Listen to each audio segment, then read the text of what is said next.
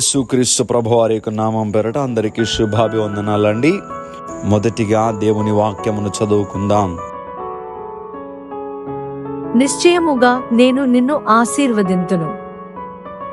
ఈ వాక్యము మన వినికిడిలో దీవించబడును గాక. దయచేసి ప్రార్థన చేసుకుందాం. మీ ఘనమైన నామమును బట్టి వందనములు.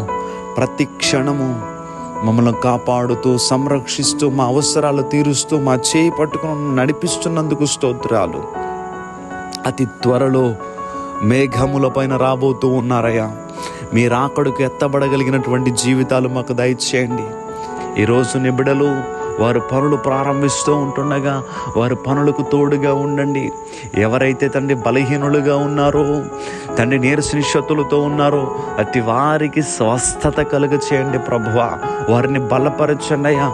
ఎవరు హృదయములో వేదన ఉందో ఆ వేదనను తీసివేయండి ప్రభువా. కృంగిన హృదయములను బలపరుచువాడవు నీవే కనుక మీ బలముతో నీ బిడ్డలు నింపండి తండ్రి. ఎవరైతే బంధకాల్లో ఉన్నారో ఆ బంధకాల్లో ఉన్నటువంటి బిడ్డలకు విడుదల కలుగ చేయండి అయ్యా. అవి పాపపు బంధకాలైనా, శ్రమలు అనేటువంటి బంధకాలైనా తండ్రి విడిపించగలిగిన సమర్థుడవు నీవే కనుక మీ నామమును బట్టి నీ బిడ్డలను జ్ఞాపకం చేసుకుని విడిపించి ధైర్యముతో నీ బిడ్డలు నింపండి ప్రభువా.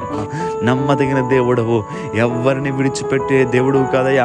నిన్ను విడువను ఎడబాయనని మాకు వాగ్దానం ఇచ్చిన దేవుడు కనుక నీ బిడ్డలు మీరు ధైర్యపరచి ఈరోజంతా సంతోషంగా ఉండేటటువంటి జీవితాన్ని ప్రభువా మీ బిడ్డలకి దయచేయండి. ఈరోజు ప్రభువా సంతోషంగా మీతో గడపగలగాలి ప్రభువా. నీ బిడ్డలు చేపట్టుకుని మీరు నడిపించమని యేసుక్రీస్తు వారి యొక్క నామం పేరట అడిగి వేడుకుంటూ ఉన్నాం మా పరమ తండ్రి. Amen, amen, amen.